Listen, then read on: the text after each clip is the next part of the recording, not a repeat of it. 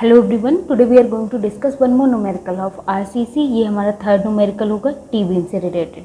Are question is determine the MR means moment of resistance of T beam shown in figure. जो ये figure में दे रखी है इसके लिए हमें मोमेंट ऑफ रेजिस्टेंस फाइंड करना है। Use M15 concrete and Fe415 steel. And concrete and steel के बारे में हमें दे रखा है।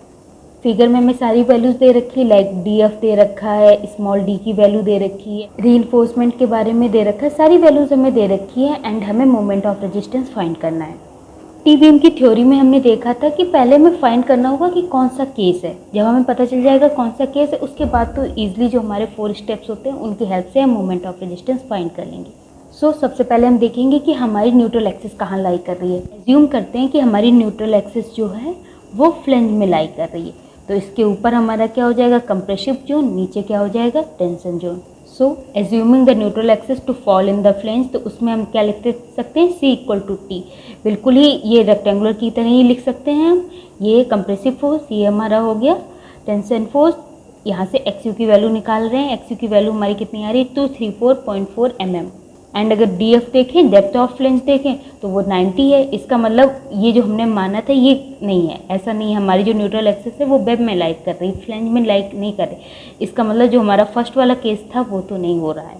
सिंस XU बड़ा है DF से, इसका मतलब NA falls outside the flange. Outside the flange इसका मतलब वेब में लाइक कर रही है। इसका मीन्स या तो सेकेंड या थर्ड केस होगा। तो उन सेकेंड या थर्ड केस में हमें क्या करना होता है, जो हमारी टी बीम होती है उसको 2 पार्ट्स में हमें डिवाइड कर लेना होता है। बट पहले देखते हैं कि सेकेंड वाला केस है या थर्ड वाला केस। हम क्या निकालेंगे 3/7 XU निकालेंगे। जहाँ तक हमारी जो स्ट्रेस होती है वो कांस्टेंट रहती है। तो 3/7 XU निकाला तो उसकी वैल्यू आ रही है 100.45 mm। ये भी जो है वो फ्लेंज में लाई नहीं कर रहा, वेब में लाई कर रहा है क्योंकि ये DF से बड़ा है। मीन्स हमारा सेकेंड वाला केस भी नहीं है। कौन सा केस है, ये थर्ड केस है। थर्ड केस किस तरह हमें इसको सॉल्व करना है। हम अपना सेक्शन बना लेंगे एंड सेक्शन के रिस्पेक्ट में जो इसका हमारा स्ट्रेस डायग्राम होता है वो ड्रॉ कर लेंगे। हमारी जो न्यूट्रल एक्सिस है यहाँ से इस तरीके से ये भी वेब में लाई कर रही है एंड जो ये 3/7 XU वाली होती है वो भी हमारे वेब में लाई कर रही है। यहाँ पे कितनी स्ट्रेस होती है 0.45 FC के।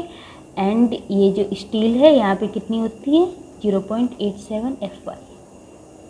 ना जो हम बीम को अब तोड़ेंगे 2 पार्ट में, उसमें ये जो डेप्थ है ये हमारी अब YF ना होके DF हो जाएगी क्योंकि ये DF इतने पूरे में जो हमारी स्ट्रेस है वो कांस्टेंट है। इसलिए नाउ जैसे हम पहले सॉल्व करते थे XU निकालेंगे, XU मैक्स निकालेंगे, कंपेयर करेंगे, then moment of resistance find करेंगे।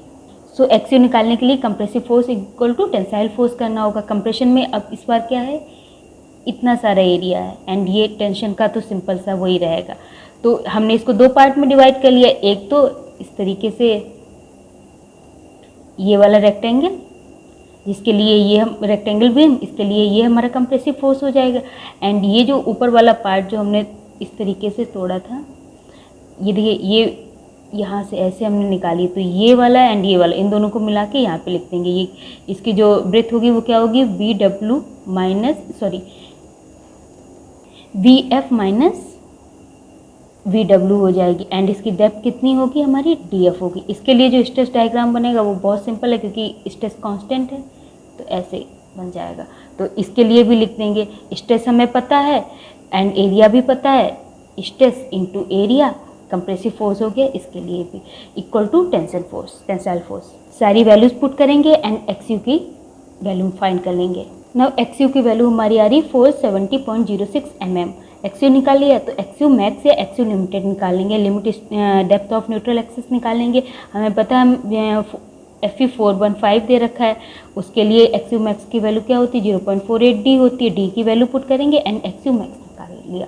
XU मैक्स छोटा है XU से, इसका मतलब हमारे सेक्शन ओवर रेनफोर्स्ड है। ओवर रेनफोर्स्ड सेक्शन तो हम प्रीफर नहीं करते हैं। नाउ हमें देखना होगा, अगर उन्होंने सिर्फ हमसे मोमेंट ऑफ रेजिस्टेंस निकालने को कहा तो फिर हम ओवर रेनफोर्स्ड के लिए भी निकाल ही देंगे। बट ओवर रेनफोर्स्ड तो हम पसंद नहीं करते, इसीलिए हमें इस बीम को रीडिज़ाइन करना होगा। रीडिज़ाइन किसके लिए करेंगे, बैलेंस सेक्शन के लिए करेंगे। तो इसमें हम XU को XU मैक्स के बराबर ले लेंगे जो कि कितना है 288 mm है। नाउ मोमेंट ऑफ रेजिस्टेंस निकाल देंगे। Moment of resistance in concrete formula बहुत इजी है, फोर्स, कंप्रेसिव फोर्स, यहाँ पे भी कंप्रेसिव फोर्स की मल्टीप्लाई हमें लीवर आर्म से कर देनी। ये वाला लीवर आर्म तो सेम रहेगा, बस इसका ध्यान रखना है कि ये लीवर आर्म की वैल्यू ध्यान रखनी है। ये हमें यहाँ से इस केस से देखनी होगी। तो देखिए टेंसाइल फोर्स यहाँ पे लग रहा है, कंप्रेसिव फोर्स यहाँ पे लग रहा है, तो इन दोनों के बीच की डिस्टेंस देखनी है। तो ये DF है एंड ये टोटल D है, स्मॉल d है। तो स्मॉल d में से अगर DF/2 माइनस कर देंगे तो ये लीवर आर्म हमें आ जाएगी।